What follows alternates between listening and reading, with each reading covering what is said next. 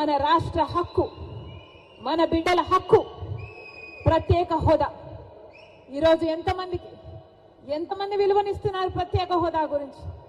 ఎంతమంది పట్టించుకుంటున్నారు ప్రత్యేక హోదా గురించి? అసలు ప్రత్యేక హోదా మన రాష్ట్రానికి వచ్చునుంటే ఈ పాటికి ఎక్కడుండును మన రాష్ట్రం? 15 లక్షల కోట్ల రూపాయలు విలువ చేసే ప్రత్యేక హోదా వచ్చుంటే మన పోలవరం మనం కట్టుకోలేమా? మన రాజధాని మనం కట్టుకోలేమా? ఎంత మేలు జరిగింది మన బిడ్డలకు. ఏ రాష్ట్రానికన్నా మన రాష్ట్రం ఎందుకు తక్కువ ఉండాలి? బాధ లేదా? ప్రత్యేక హోదా వచ్చునుంటే మన రాష్ట్రం ఎక్కడో ఉండుండే. రాజశేఖర రెడ్డి గారు మన రాష్ట్రం గురించి, మన రాష్ట్ర ప్రజల గురించి ఎంత ఆలోచన చేశారు. ఉందా ఈ నాయకులకు ఆలోచన? చంద్రబాబు గారికి ఉందా? పోనీ జగనన్న గారు రక్తం పచ్చుకొని పుట్టారు కదా, ఉందా జగనన్న గారికి ఆలోచన? రాజశేఖర రెడ్డి గారు జలయజ్ఞంలో ప్రాజెక్టు 54 ప్రాజెక్టులు మొదలు పెట్టాడు.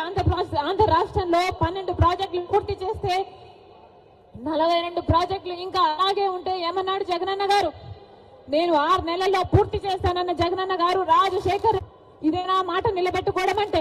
మడమ తప్పకపోవడం అంటే? ఇచ్చిన మాటను మడత పెట్టారు కదా మీరా రాజశేఖర రెడ్డి గారి వారసు. ఈ వీడియో కానీ మీకు నచ్చినట్లయితే లైక్, కామెంట్, షేర్ చేయండి. మరిన్ని అప్డేట్స్ కోసం సబ్స్క్రైబ్ చేయండి.